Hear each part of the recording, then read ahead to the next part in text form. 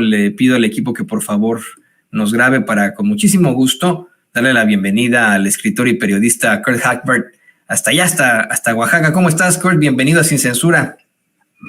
Muy bien, Toño, muy bien. Todavía preguntándome qué estaba haciendo Xochitl Gálvez, merodeando por el Zócalo a las 2 de la mañana. Pero bueno, pregunta. ¿No? Es la única hora a la que puede estar ahí en la inmediaciones del Zócalo capitalino. Me gustaría muchísimo que ahora pudiéramos ver a Xochitl Gálvez ahí dando la vuelta, pero efectivamente lleva una especie de pancarta, la va a mostrar don David, Kurt, en el que dice la gran apertura, pero no sabemos de qué. Su campaña no se ha responsabilizado de su nueva payasada, no sabemos a qué se refería, ¿no? Pero bueno, ahí está. ¿Qué te parece que saludamos también con mucho gusto a Molay Maza Ontiveros? Tú estás en la Ciudad de México, ¿verdad, Molay? Y hasta allá te saludamos.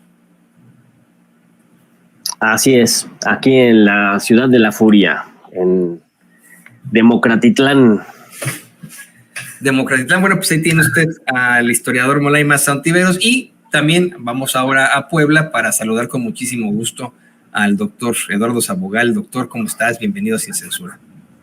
Hola, ¿qué tal, Toño? Hola, ¿qué tal, Kurt, Molay? Un gusto estar aquí con ustedes.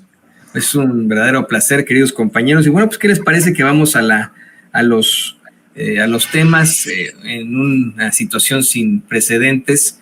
En México se suma a la denuncia, a la demanda, al caso establecido en primer lugar por Sudáfrica en contra del Estado genocida de Israel por esas masacres que están cometiendo en la Franja de Gaza.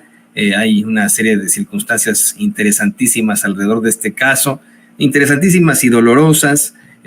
Cada vez más países se suman al clamor internacional luego de que este fin de semana hubiera otra masacre en la que se habla de aproximadamente 45 civiles muertos, la mayoría de estos niños, niñas, mujeres y adultos mayores, personas que murieron quemadas luego de otro ataque de Israel, y que efectivamente se adjudicó el primer ministro de Israel, Benjamín Netanyahu, en lo que calificó el muy infame de un supuesto, de una circunstancia, pues él decía,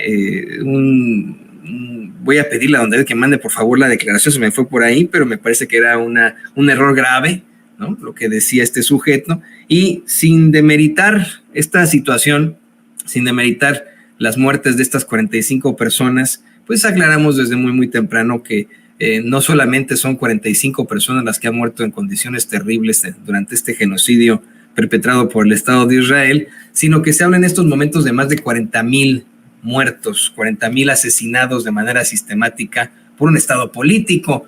Ante esto, bueno, pues efectivamente México se suma a la denuncia en contra del Estado de Israel ante la Corte Internacional de Justicia, mientras ayer se lleva a cabo una protesta frente a la Embajada de Israel en la Ciudad de México, que comenzó de manera pacífica, pero que, pues, quién sabe por qué, quién sabe cómo, termina en un enfrentamiento con policías, en algo que muchos de los manifestantes, pues, comentan. Se trató de acciones de encapuchados que no pertenecían al primer contingente y que, pues, consideran una mera provocación. ¿Qué opinas de todo esto, Kurt? Bueno, sí, Toño, qué bueno que estemos dedicando tiempo a este tema, ¿no? Con el calor de las campañas, de los cierres y todo eso, qué bueno que estemos, porque no podemos dejar de hablar de Palestina, ¿no? Eso es fundamental. Bueno, lo que estamos viendo aquí es la continuidad, ¿no? Del proceso de genocidio, ¿no? Netanyahu dice que lo que pasó en Rafah fue un error, es un mentiroso serial, ¿no? Además de criminal de guerra. No fue error, como no lo ha sido los bombardeos israelíes de otros campamentos de refugiados, de escuelas, de hospitales, de lugares residenciales y todo lo demás. Lo de Rafah no fue error. Lo de Rafah es parte de la misma campaña de limpieza étnica y genocidio que hemos visto no solo a lo largo de los últimos 7 meses, sino desde el Nakba de 1948, ¿no? Que tengamos bien claro, ¿no? La historia no empieza el 7 de octubre, ¿no? Como si la gente colonizada no tuviera derecho ni siquiera a su propia historia, ¿no? y que la gente colonizadora quiere decir, no, la historia solo empieza desde esa fecha. Y lo de atrás, pues esto no importa, no cuenta, no existe, ¿no? Por eso la campaña sistemática israelí de quemar y destruir todo rastro, ¿no? De la historia palestina, ¿no? De la identidad palestina, sus bibliotecas, sus documentos, sus escuelas, ¿no? Sus intelectuales, ¿no? Sus poetas, ¿no? Sus artistas, sus doctores, todo, ¿no? Y esto es parte de la campaña de genocidio. No se trata solamente de matar a personas, los más de 40,000 que mencionaste hasta ahora, y algunos ponen la cifra más alta, sino toda la historia, ¿no? Y toda la cultura de este pueblo, ¿no? No hay que creerle ni una palabra de Netanyahu. Lo que está intentando Netanyahu es decir todo lo que puede en Rafah sin provocar una respuesta de Biden. Porque según el presidente Biden, invadir a Rafah, ¿no? sería una línea roja, ¿no? Todos sabemos que no es el caso, ¿no? Biden también está haciendo pantomima, ¿no? Faramaya, de decir, pues estoy muy enojado con Netanyahu, estoy muy frustrado con Netanyahu, ¿no? Va a ser una línea roja. Y al mismo tiempo estarle forniendo dinero, ¿no? El Congreso acaba de aprobar $25 mil millones más, ¿no? Para Israel. Armamento, todo lo que se pueda, ¿no? Esta idea de que están deteniendo el armamento, las entregas de armamento de Estados Unidos a Israel es una mentira. Los cargos de armamento siguen, ¿no? Hasta la fecha fue solamente un encargo que fue demorado pues muy brevemente, ¿no? Y de seguir proponiendo cobertura diplomática en la ONU, en las instancias internacionales para que pues Israel pueda seguir con su genocidio, ¿no? Me parece muy simbólico, incluso que muelle que Estados Unidos quería poner fuera de Gaza, ¿no? Pues ya se está ahogando en el mar, ¿no? Mientras tanto, como vemos, ha habido cierto movimiento en los organismos internacionales, ¿no? Ya la Corte Penal Internacional está en proceso de solicitar órdenes de arresto contra Netanyahu y su ministro de Defensa Gallant, ¿no? Que no se han expedido todavía. Y vemos ayer, pues la buena noticia que México se ha adherido, ¿no? Está interviniendo en el caso de Sudáfrica frente a la Corte Internacional de Justicia en La Haya, ¿no? Uniéndose a países como Colombia, ¿no? Y otros, ¿no? Esto es un muy buen paso, ¿no? Pues yo, entre otros, fuimos críticos hace un par de semanas cuando la Secretaría de Relaciones Exteriores emitió una felicitación a Israel en ocasión de su cumpleaños como país, que es un país nacido en la colonización y limpieza étnica, ¿no? No hay nada que felicitar ahí, ¿no? Mucha gente fue crítica de eso y bueno, sabio es rectificar y fue muy buena el paso que tomó ayer la Secretaría de Relaciones Exteriores y hay que pues dar crédito donde crédito se merece en este caso. Pero, y hay que decirlo muy claramente, ni la Corte Penal Internacional ni la Corte Internacional de Justicia va a detener el genocidio en Gaza, ¿no? Es decir, justo después de que la Corte Internacional de Justicia sale a decir, pues hay que detener el bombardeo de Rafah, Israel intensifica sus bombardeos a Rafah, ¿no? Es decir, esta matanza de 50 niños calcinados en sus tiendas de campaña, esto pasó después del orden del Tribunal, el Corte Internacional, ¿no? De Justicia, ¿no? Entonces, realmente, esto habla un poco del ocaso de todo orden liberal internacional que fue construido después de la Segunda Guerra Mundial con esta idea de nunca más y pues se han mostrado absolutamente sin dientes para detener lo que está pasando. Lo que está deteniendo a Israel es la resistencia en terreno, ¿no? Israel en 7 meses ha sido incapaz de pues, alcanzar ni uno solo de sus objetivos en Gaza, que ha sido increíble. Con todo el apoyo de Estados Unidos atrás, han sido incapaces, ¿no? de conseguir nada. Y por eso han salido a decir que la guerra va a salir 7 meses más. ¿Qué tal, Toño?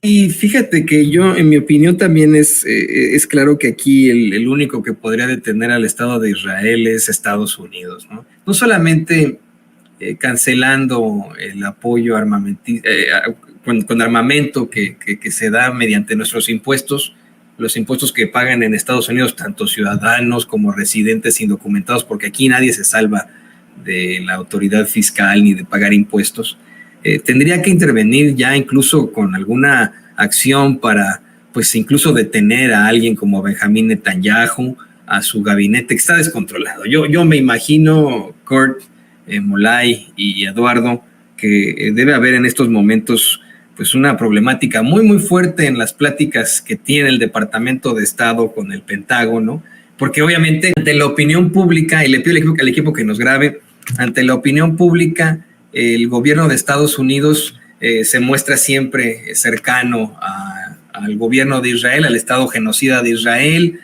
Los republicanos, de la forma más infame, llegan incluso hasta firmar bombas, como lo hizo la pues política en desgracia Nikki Haley. Nikki Haley fue a Israel y firmó un misil de Estados Unidos que va a ser lanzado ahí contra los niños en la Franja de Gaza. Va y lo firma diciendo acaben con ellos. Imagínese usted. No tienen ni verdaderamente ningún tipo de conciencia los republicanos, pero también hay que decirlo los demócratas, en su apoyo absoluto al Estado genocida de Israel, debido al financiamiento legal que obtienen de sus campañas, de sus carreras políticas mediante el sistema AIPAC. Y yo pues considero que en estos momentos, ante la opinión pública, efectivamente el gobierno de los Estados Unidos tiene que apoyar a Israel, pero se está convirtiendo en una preocupación, en una problemática, sus acciones, puesto que la misma opinión pública está cambiando en los Estados Unidos, el rechazo es generalizado. Ayer incluso veía a un Piers Morgan, pseudo periodista de la ultraderecha, que durante todo esta masacre, este genocidio apoyado al Estado de Israel, que ya de alguna otra forma cuestionaba el hecho del asesinato sistemático de niños y niñas, diciendo que, bueno, por ejemplo, en el caso de los británicos, cuando se enfrentaban al IRA, a este ejército revolucionario de Irlanda, a pesar de que habían obviamente ataques terroristas en todo Reino Unido, de ninguna forma bombardearon Belfast con la consigna de que se estaban escondiendo los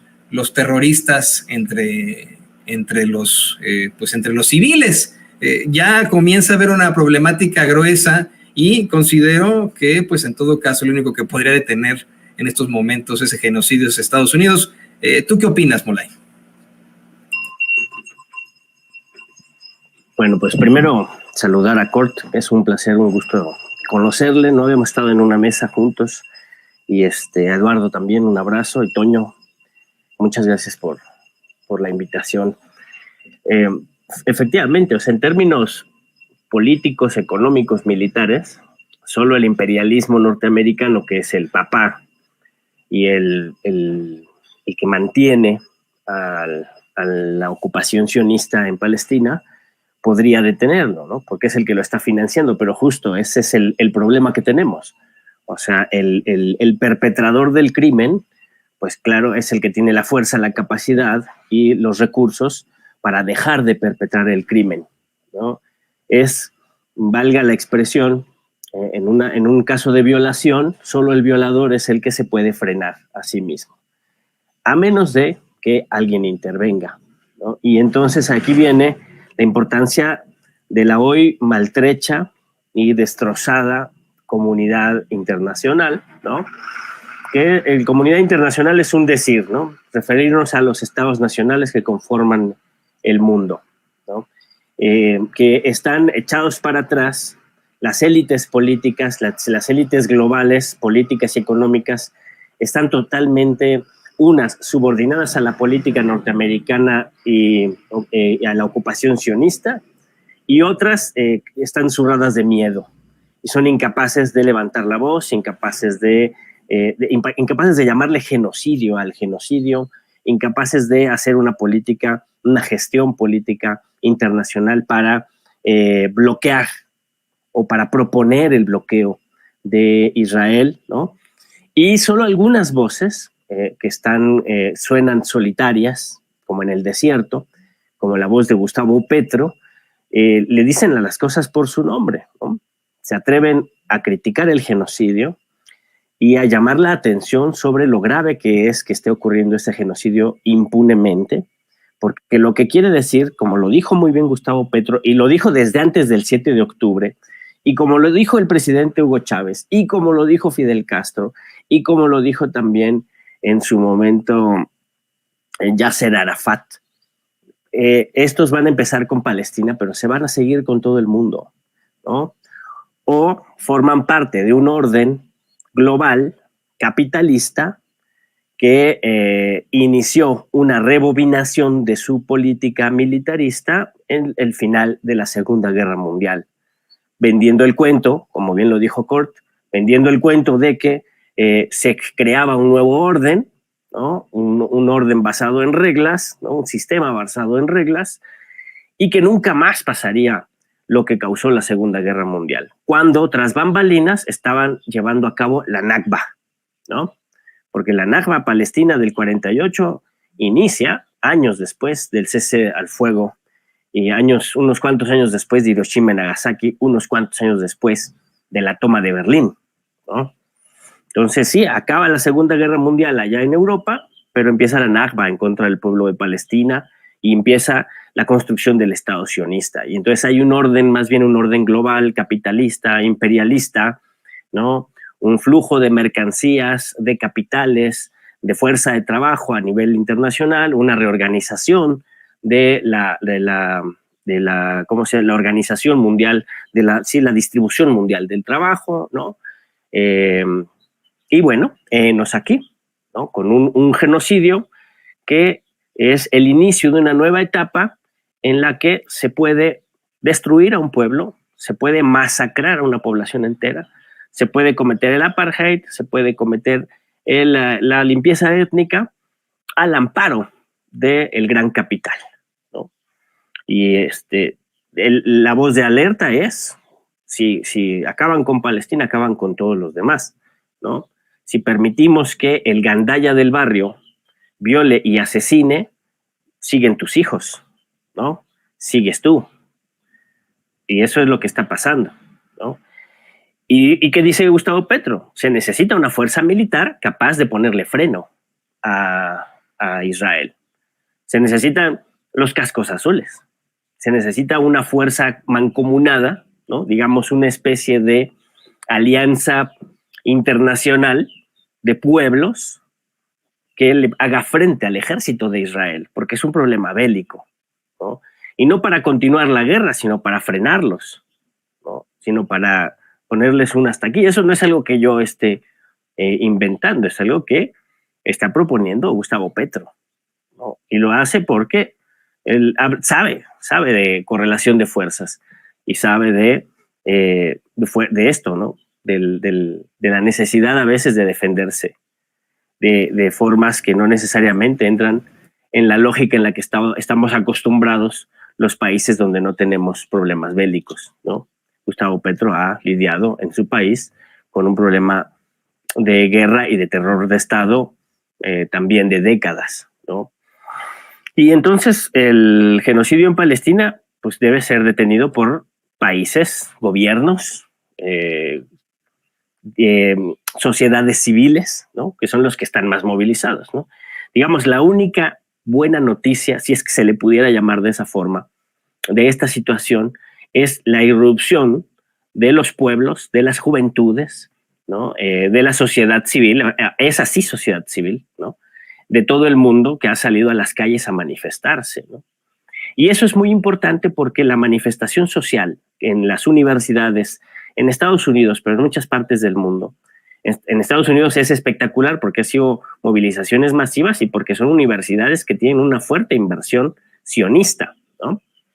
Pero en muchas partes del mundo los estudiantes, los jóvenes, las jóvenes han salido a la calle, ¿no? Pero otros sectores de la población, trabajadores de diferentes sectores han salido a la calle, se están movilizando. Y es importante porque son cientos de miles de personas que se están incorporando a la militancia política y que se están incorporando al activismo en contra de la guerra, en contra del genocidio, en contra del imperialismo y en contra del capitalismo. Y esos son elementos importantes, son sectores de la población global que se están incorporando a la actividad política. El problema es que necesitamos una intervención inmediata y urgente en Palestina, ¿no? Y eso lo pueden hacer solo los estados, ¿no? Los responsables de intervenir en Palestina para salvar, para ayudar, para ya no puedo decir proteger, porque está totalmente desprotegido el pueblo. Hay 45,000 personas asesinadas contadas, pero hay cientos de miles más en los escombros, ¿no? Todavía no hay un número, no hay una cifra. Nadie puede dar una cifra cerrada de la cantidad de víctimas que hay allá en Palestina, en la Franja de Gaza, ¿no? Los colonos están vueltos locos en Cisjordania. Tienen carta de libertad para asesinar, violar y quemar casas en Cisjordania. Eso también los medios de comunicación lo han encubierto. O sea, el asunto, el tema más brutal, el infierno en la tierra está en Rafah, pero en Cisjordania y en contra de los palestinos dentro de Israel también hay violencia, también hay actos de terror que no se están difundiendo de manera masiva, ¿no? Entonces urgen medidas económicas, urgen sanciones militares, ¿no? Hoy la Asociación Internacional, esto de la Cruz Roja y de la Media Luna Roja, están llamando a los gobiernos del mundo a que actúen, a que rompan relaciones con Israel, a que bloqueen económicamente a Israel, a que dejen de mandarle armas a Israel, o sea, Estados Unidos, ¿no? Y eso es lo que se tiene que hacer. Hay que presionar para que eso suceda, ¿no?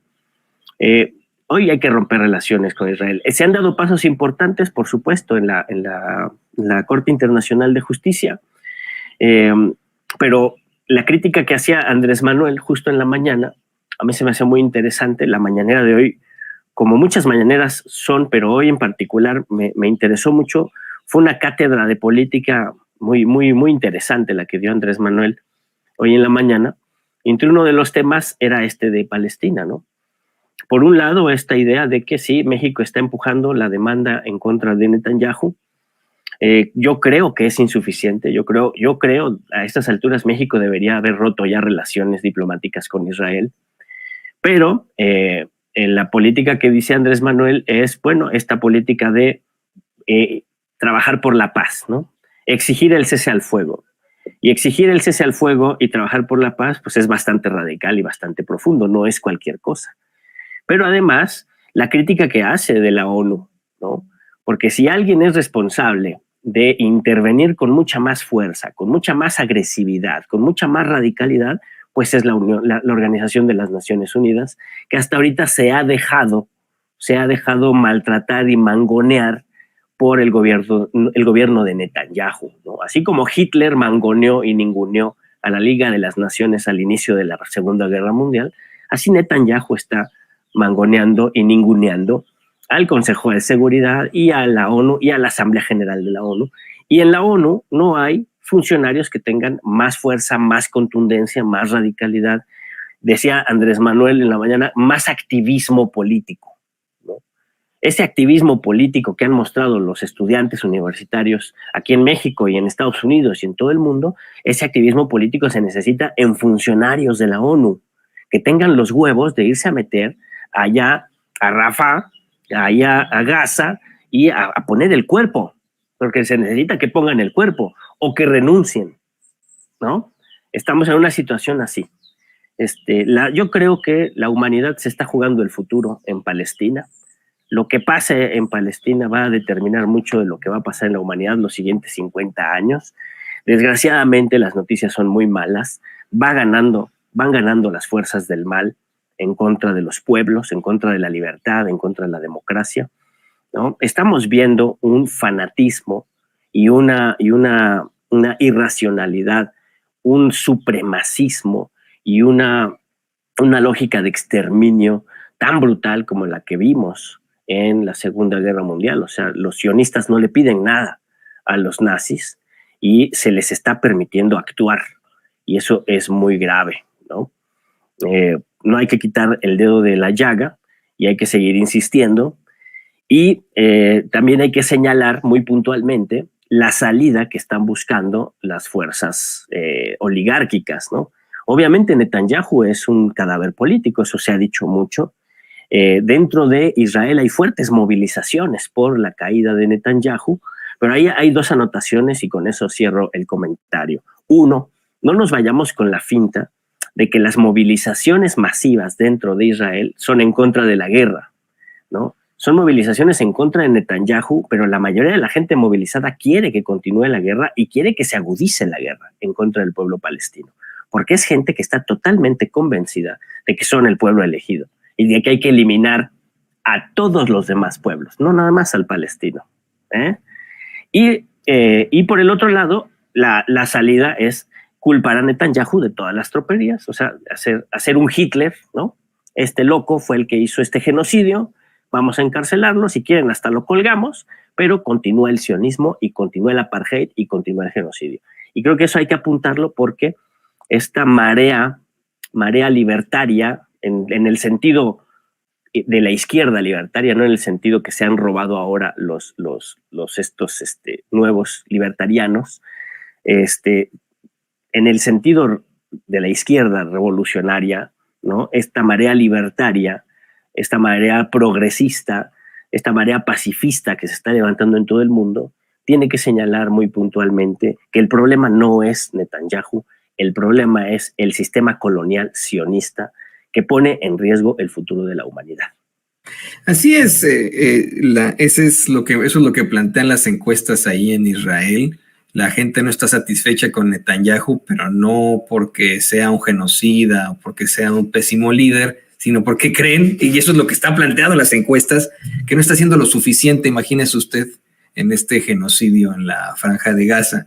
Y le voy a pedir que nos grabe para también escucharte a ti, Eduardo. Esto que plantea Molay es muy, muy interesante, muy fuerte. Me quedo muchísimo con esta alegoría que hace sobre pues el cabrón del barrio, el bully del barrio, el barbaján del barrio que viola, mata y destruye. Y que pues solamente se puede ser enfrentado tal vez con la policía. Desafortunadamente la policía en estos momentos es Estados Unidos, que es amigo de ese barbaján, de ese malvadón, y le está permitiendo pues actuar de una forma terrible, le está permitiendo continuar con este genocidio. Pero sí quiero insistir en que considero se está convirtiendo en un problema para los Estados Unidos también el actuar de Israel. Molay mencionaba que se está tal vez de alguna otra forma repitiendo la historia, que estamos viendo cómo es que Netanyahu se burla de Naciones Unidas, de la Comunidad de Naciones, como lo hizo Hitler con la Liga de Naciones en aquel entonces, con la única diferencia de que Hitler no tenía el apoyo de los Estados Unidos. Estados Unidos buscó de todas las maneras evitar el conflicto, entrar en el conflicto, es hasta que se le obliga con el ataque a Pearl Harbor que tienen un pretexto para entrarle, pero Franklin Delano Roosevelt en todo momento se hizo güey y no quiso entrar al conflicto hasta que ocurre esto. Y en el caso de Inglaterra, de Reino Unido, que también apoya a Israel y en ese entonces no apoyaba a Hitler, también simple y sencillamente mandaron a su muy pasguatón primer ministro, que si no me equivoco se apellidaba Chamberlain, a que le hiciera la barba a Hitler y en eso se quedó hasta que un 1 de septiembre de 1939, por cierto, 15 días antes de que se fundara el Partido Acción Nacional en México, Hitler invade Polonia y bueno, pues provoca una catástrofe mundial. ¿Qué opinas de esto, doctor? Bueno, sí, yo creo que los momentos coyunturales de la geopolítica o de la historia del mundo sirven para depurar cosas y también nos comprometen, ¿no? O sea, es muy, muy doloroso lo de Palestina, lo venimos diciendo desde octubre del año pasado.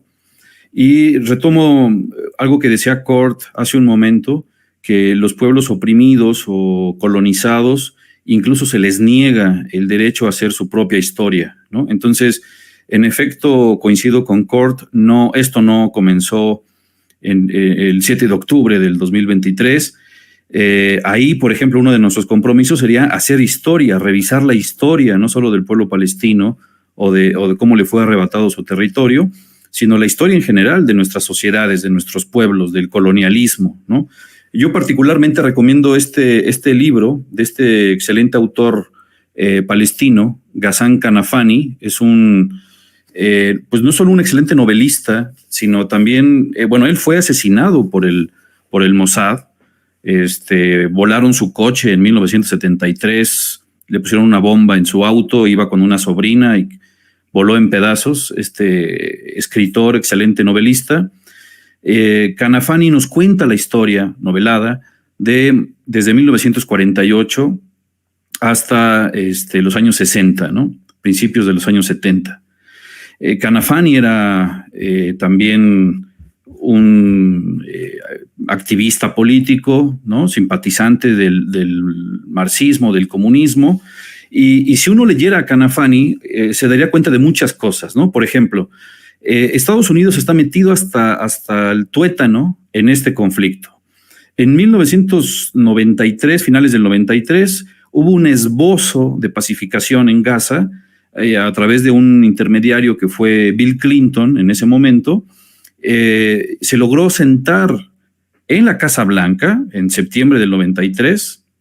Se sentaron ahí representantes de Israel y representantes de la OLP en ese momento, principalmente Yasser Arafat, y habían llegado a un acuerdo para pacificar de inmediato la zona, que implicaba también el retiro de Israel de algunos campamentos y de algunas ciudades.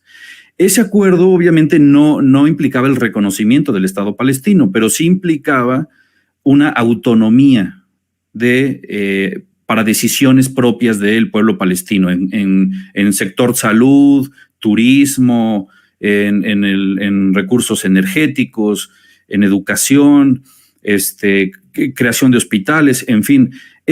Claro, no era lo que deseaba los grupos extremistas en Palestina, pero era un gran avance lograr la autonomía. Se firmaron los acuerdos de Oslo, creo. Esto tenía que empezar a operar en 1994, es decir, al año siguiente, y hasta el 98, es decir, daban 4 años para que poco a poco Israel fuera retirándose de territorios ocupados en Cisjordania, en Gaza y en Rafah incluso, ¿no? Sin embargo, los grupos extremistas de ambos bandos lo impidieron, ¿no?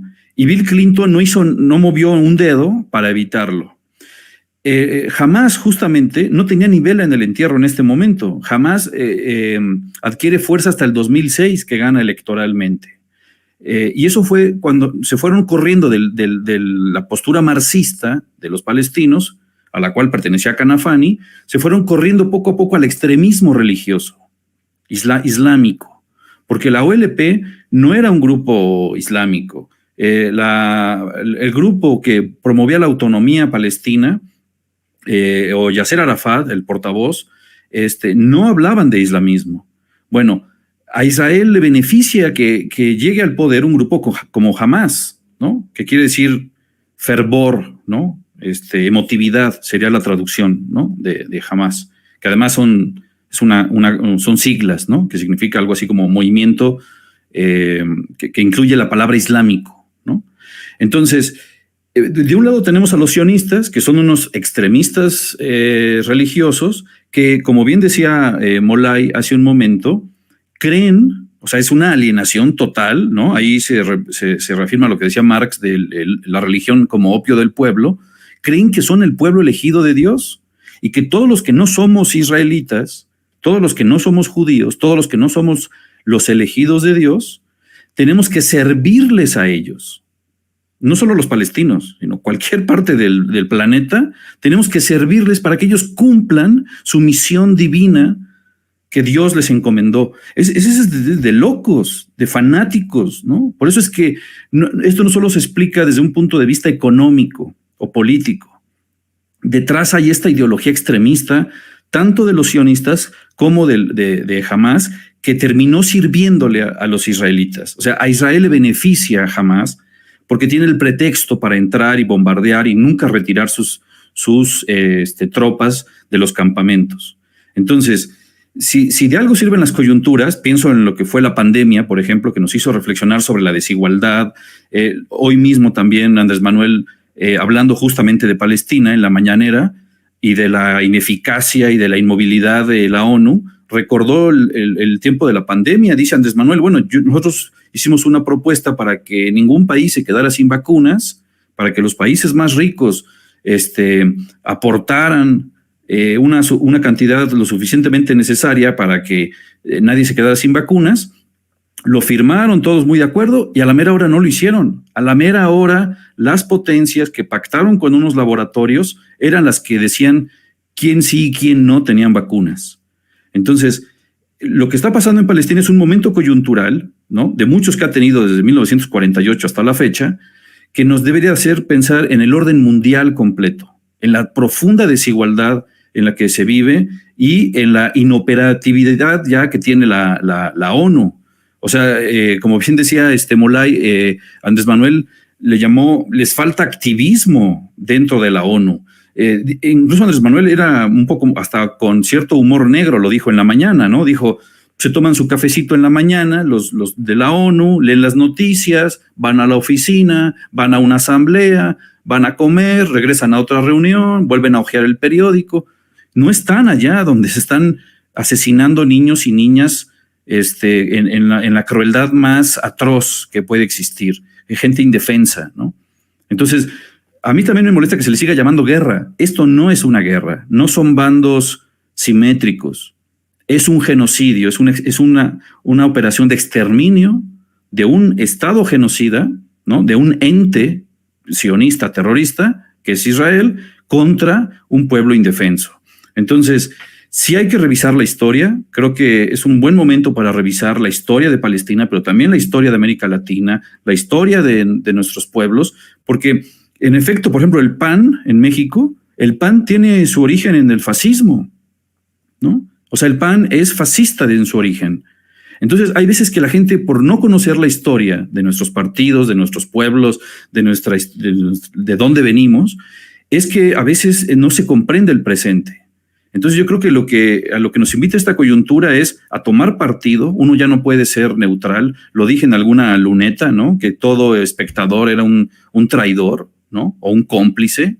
Y entonces, bueno, yo celebro que por fin México haya dado un pasito, es un pasito muy pequeño, pero hay que celebrarlo, de apelar a la Corte también y unirse a la petición de Sudáfrica de enjuiciar por genocidio a los que sean responsables en Israel. La ruptura de relaciones diplomáticas con Israel creo que sería lo que sigue como sociedad civil. No solo el boicot a empresas sionistas, ¿no?, como Starbucks o Kentucky Fried Chicken o todas las que hay por ahí una lista inmensa de lo que podemos hacer, sino también pedirle a los estados que a su vez presionen para que la ONU haga algo de inmediato, ¿no?, un cese al fuego inmediato. Los universitarios estadounidenses, como lo decía Molay hace un momento, ya nos dieron el ejemplo. Hoy estaba yo viendo imágenes en París, en Francia, cerrando carreteras, desquiciando a la policía francesa que ni siquiera pudo reprimirlos, ¿no? Estrategias de ese tipo. Entonces, bueno, yo invito a que revisen a este escritor, Ghassan Kanafani. Tiene una trilogía, 3 novelas en diferentes momentos de la historia de Palestina, y creo que conviene, como dice Andrés Manuel citando a Cicerón, que recurrir a esa gran maestra, ¿no?, que es la historia. Totalmente de acuerdo.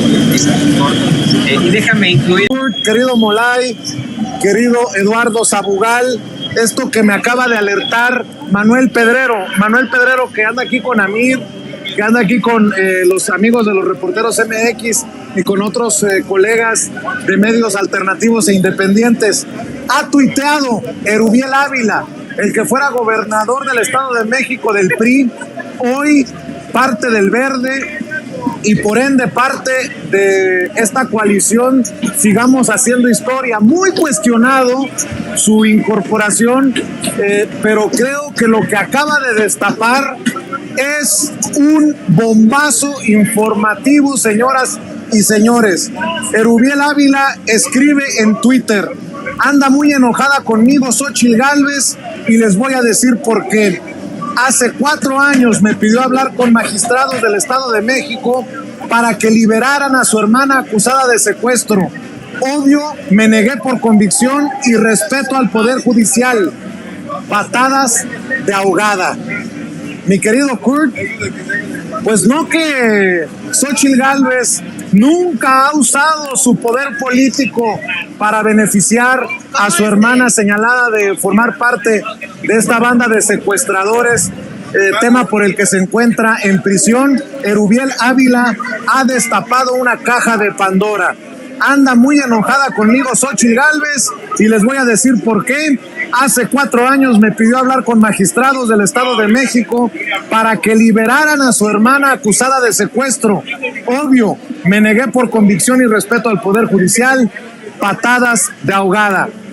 Qué durísimo golpe, y si esto no manda al suelo a la credibilidad de la candidata del PRI, del PAN y del PRD, no sé qué más. Mi querido Kurt, ¿cómo ves?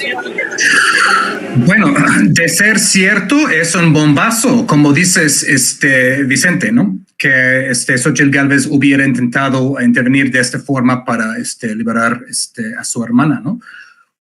Es importante precisamente porque Xóchitl Gálvez ha intentado vender la idea durante la campaña, ¿no? De que, pues, por lo que haya hecho su hermana, ella nunca abusó de su poder como, pues, miembro del gabinete, como senadora, para intentar liberarla, ¿no? Entonces, esto de confirmarse desmentiría esto, ¿no? Y esto habla de un asunto más grande, que para mí ha sido realmente la mayor diferencia entre las dos campañas, realmente el parteaguas entre la campaña de Claudia Sheinbaum y la campaña de Xóchitl Gálvez, ¿no?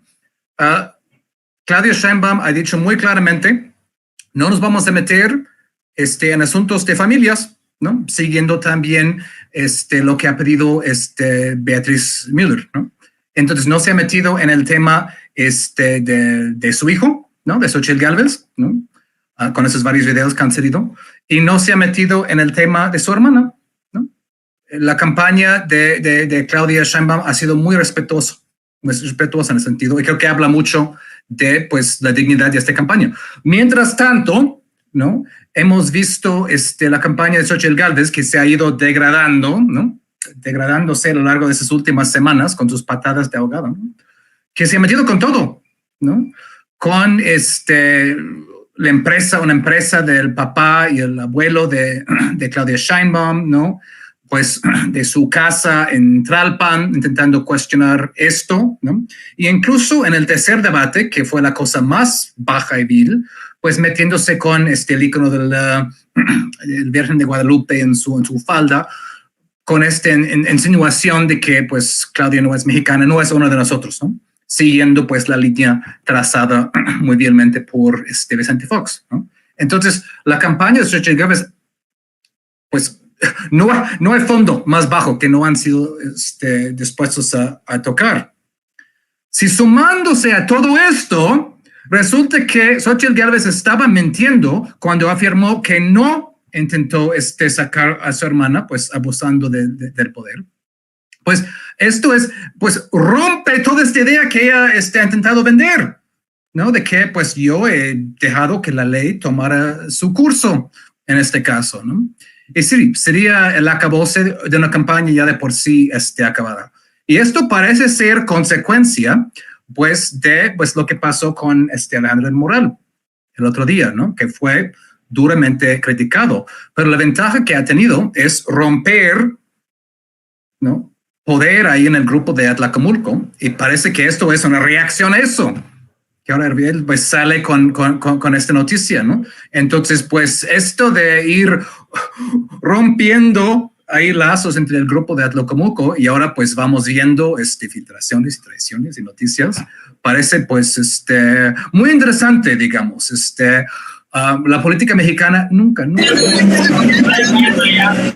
Molay, escuchar tus comentarios. Esto parece, debería de echar por tierra, desmoronar o terminar de desmoronar la campaña de Xóchitl Gálvez con un exgobernador del Estado de México, un priista en su momento con mucha influencia en el Estado de México, que asegura que Xóchitl Gálvez lo estaba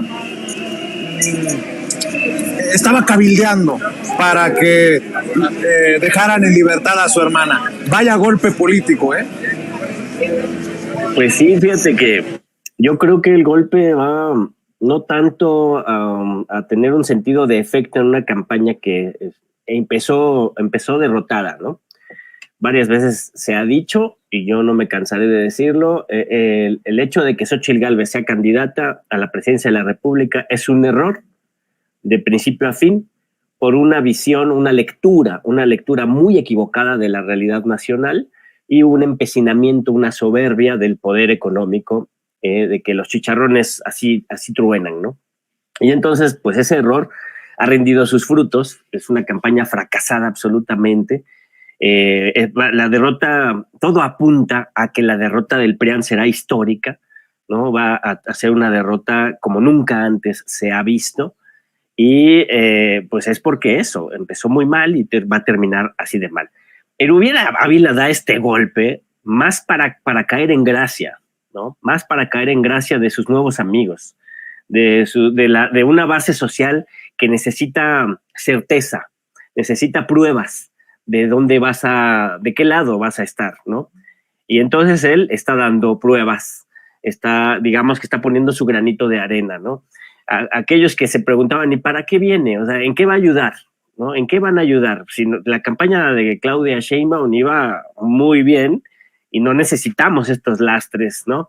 Bueno, pues ya está dando Erubiel Ávila, ya está diciendo, miren, yo traigo acá una historia, ¿no? Del viejo régimen, traigo así como Salinas de Gortari, ¿no? Andrés Manuel López Obrador platica mucho de ese gabinetito de informes que tenía Salinas de Gortari, donde ahí buscaba nombres, datos y ahí sacaba el expediente y órale, con eso tenía un control político muy importante a partir de carpetas de investigación, a partir de secretos de corrupción o otro tipo de secretos, ¿no? Personales.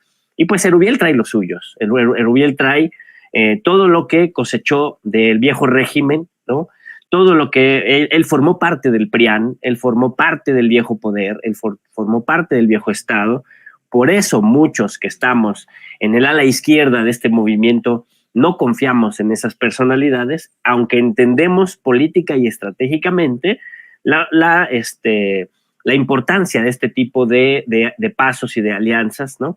Pero Erubiel está mandando una señal muy importante de que está del lado de la Cuarta Transformación y está dispuesto a pegar con mucha contundencia, aunque sea ya casi violencia innecesaria, ¿no? O sea, en realidad la Cuarta Transformación en la campaña de Claudia Sheinbaum, ¿no? Hoy que es el cierre de campaña, hoy que se está llenando el Zócalo, hoy que se tienen números muy importantes en la mayoría del país, casi todas las encuestas, muchas encuestas favorecen las candidaturas del Movimiento de Regeneración Nacional. En la Ciudad de México, que es fundamentalísima la batalla, en la Ciudad de México se tienen buenos números, hay un buen pronóstico, todo depende de que la gente salga a votar, de que la gente participe, de que la gente se involucre, y la verdadera encuesta será el 2 de junio y el 3 estaremos con una buena noticia. No, lo de Erubiel no cambia ese panorama, ¿no? Este bombazo no cambia ese panorama, pero sí es un estate quieta a esta botarga pegachicles, una gelatina que nunca cuajó, porque trata de dar golpes, sí, está dando patadas de ahogada, la están usando en el peor, yo creo que en el peor de los papeles que se puede hacer en política, que es estar haciendo el ridículo permanentemente. Los oligarcas que la pusieron en ese lugar la están usando para tratar de golpetear lo más posible y restarle algunos puntitos ahí al Verde, al PT, a Morena, y colar a algunos de sus pluris y colar a algunos diputados más, ¿no? Y entonces viendo esa desesperación y con la furia con la que se lanzaron en contra de de su protegida, que es Ale del Moral, ¿no? Y el ataque que empieza a recibir, pues él les da un estate quieto, ¿no? Así, esa es la primera de un montón de bombazos que pudiéramos ver si se siguen ensañando con sus antiguos aliados, ¿no? La gente que hoy forma parte del Britannic y que están pegando desesperadamente, ¿no? Uno no hubiera considerado que fuera muy irrelevante el fichaje de Ale del Moral al apoyo a la campaña de Claudia Sheinbaum si no hubiera visto la reacción de los medios de comunicación, que es donde milita la derecha, ¿no? Y es donde se troquelan las subjetividades y es donde nosotros también debemos poner especial atención. Al ver la desesperación, el enojo de López Dóriga, de Ciro Gómez Leiva y de las cadenas empresariales de comunicación y falseación de las noticias, al ver su reacción rabiosa es cuando uno dice, mira, sí les dolió y les va a seguir doliendo. Y Erubiel nos está dando una prueba de que puede colaborar, de que puede ayudar a hundir más el Britannic, aunque lo que nosotros tenemos que exigirles es que más bien obedezcan al movimiento y tenemos que ser vigilantes para que no vengan a este nuevo proceso de transformación a tratar de reciclar el viejo régimen del cual fueron expulsados. Yo creo que en eso hay que poner especial atención. Estamos hablando intento de tráfico de influencias. Mi querido Eduardo Sabugal, cierro con tus comentarios esta mesa. Sí, bueno, quizá recordarle al público, a lo mejor no todos lo saben, que la hermana de la hoy candidata de la Reacción, la señora Gálvez, pues su hermana, Jacqueline Malinali Gálvez, fue presa por secuestro desde el 2012, si no mal recuerdo, ¿no? Entonces, lo que dice Erubiel, yo siento que está directamente relacionado con lo de Ale del Moral, ¿no? Hubo una reacción dentro del PRI, dentro del grupo o lo que queda del grupo Atlacomulco. Seguramente el PRI del Estado de México ahorita es un desbarajuste, es otro barco que se hunde y sálvese quien pueda. Y en ese sálvese quien pueda se llevan pesado entre ellos. Yo creo que los platos rotos no saben quién los va a pagar, si el PAN o el PRI o el PRD. Y entonces esto de Erubiel, este golpe, porque es un golpe tremendo al que le da a unos días de la elección, ¿no?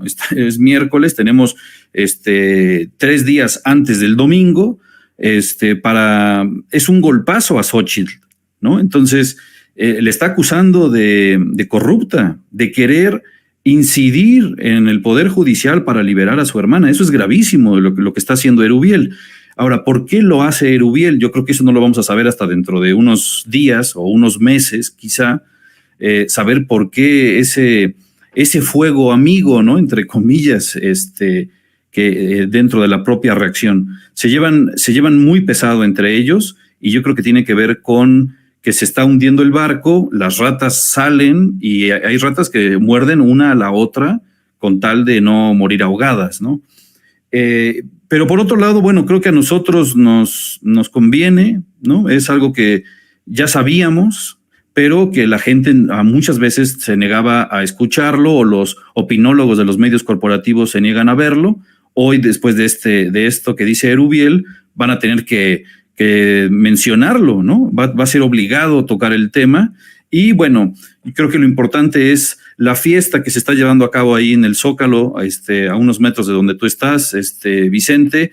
Es una fiesta realmente este cierre de campaña. Y el domingo 2 de junio va a ser una fiesta también, va a ser una celebración, el triunfo de la doctora Claudia Sheinbaum. Querido Eduardo, ¿por qué no cerramos invitando a la audiencia a tus redes sociales? Gracias, Vicente. Gracias, Cort, Molay. Estoy como @perifoniar. Un gusto platicar con ustedes. Gracias, Eduardo. Mi querido Molay, también tus redes, tus espacios.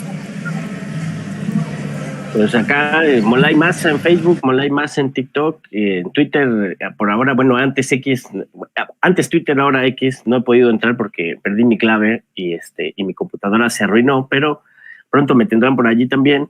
Y pues invitarlos siempre a estudiar y a formarse en los círculos de estudio, a discutir colectivamente y a seguir en la 4TV también. Ahí estamos chambeando, ahí estamos transmitiendo las noticias del Movimiento de Regeneración Nacional y de la Cuarta Transformación a las 12 del día y a las 8 de la noche por YouTube, y este domingo vamos a estar transmitiendo, pues junto con muchos otros que van a estar en una gran oferta de medios libres, pues los resultados de la elección. En punto de las 8 de la noche estaremos ya haciendo comentarios de la jornada electoral ahí a través de la 4TV. Están todas invitadas, invitados.